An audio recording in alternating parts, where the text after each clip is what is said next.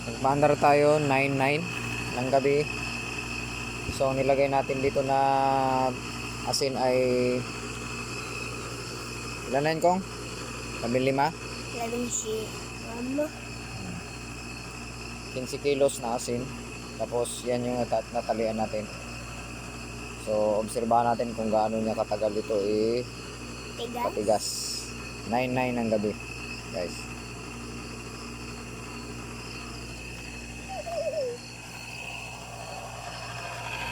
Yung ating ilaw, lipat lang natin isa. Ginamitan na rin natin siya ng pot. Pero ang gagawin natin dito guys, dito yung higop, doon yung buga sa dulo para makasirculate yung yung tubig ng maayos. Kasi pag hindi ganon, hindi siya makatakbo doon. So yan, medyo malamig na yung tubig dito. Lamig din.